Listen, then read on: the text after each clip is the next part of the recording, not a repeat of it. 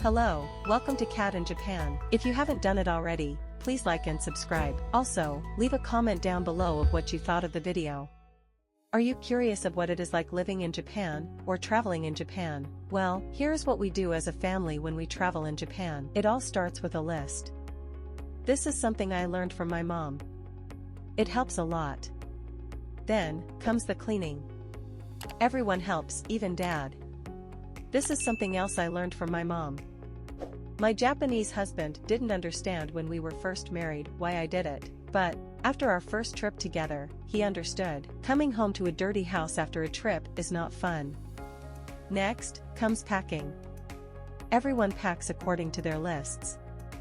We only take what is necessary, so we can fit everything into one suitcase. 3 people, 2 days, 1 suitcase. For this trip, we flew to Tokyo, but took the Shinkansen home, so we had to walk to the train station to catch a bus to the airport. You may ask, why did we do this? It was Golden Week. It's a series of one-day holidays in a row, and it's hard getting plane, bus, or train tickets. So, our only choice was to fly to Tokyo and take the Shinkansen home. After arriving in Tokyo, after a short 45-minute flight, we took a bus to the hotel. After settling in, we went out for dinner. Because it was Golden Week, and Tokyo gets very crowded, we decided to go to not-so-popular places to avoid the crowds. I highly recommend that. We had the best time on this trip. The following day, we headed to McDonald's for some breakfast. Then, after a couple of train rides, we made it to our destination, Nezu Shrine. It is a Shinto shrine located in the Bunkyo ward of Tokyo. Established in 1705, it is one of the oldest places of worship in the city, and several of the buildings on the shrine grounds have been designated as important cultural property. We took our time exploring the grounds and taking in the beauty of the shrine. This is a must-see on your next trip to Tokyo. You can purchase a shrine or temple book. It is a blank book that you can take to temples or shrines to have the priests draw the temple or shrine symbol in it. Little Am bought her first book here.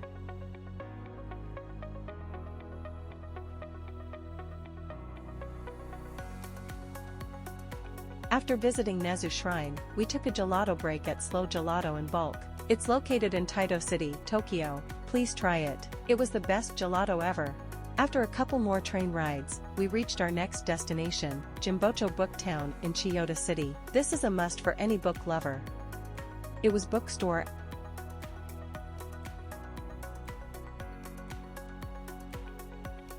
after bookstore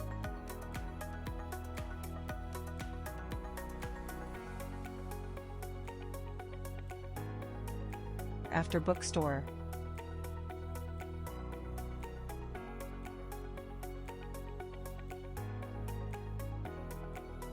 There was a used manga bookstore.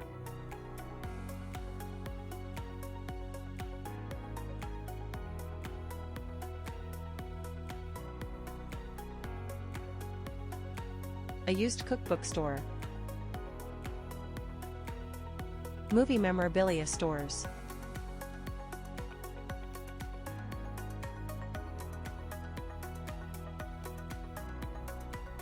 It just went on and on.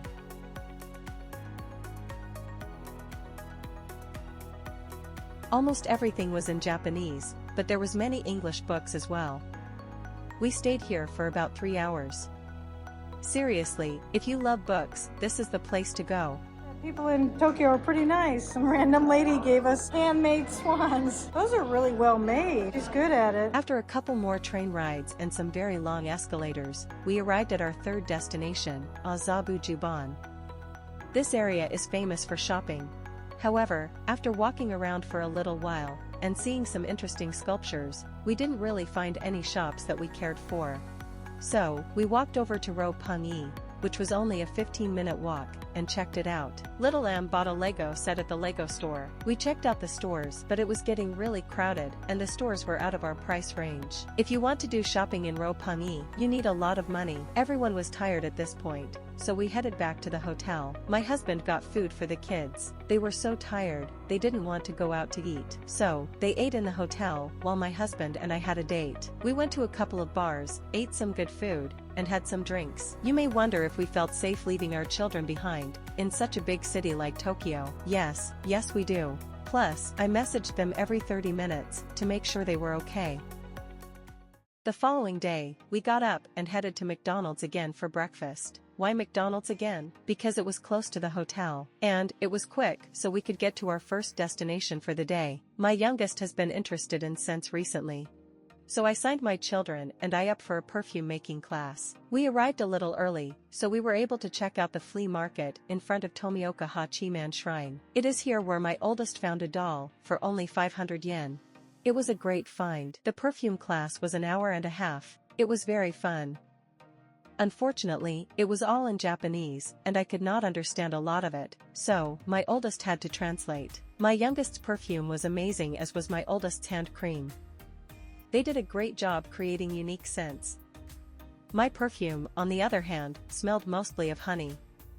I overdid it on the honey scent. After the class, we headed over to upstairs gallery so my oldest could see their favorite manga artist, Yusumaru Furuya. We had to wait for a long time because the gallery was very popular, so we walked around the area and saw some unique buildings. Filming was not allowed inside the gallery. It was an amazing experience.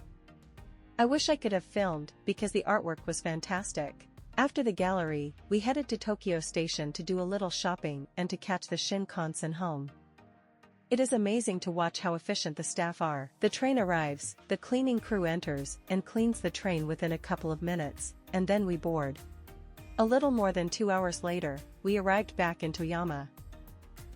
Once home, my oldest took a couple hours to spruce up the doll. I think they did an amazing job.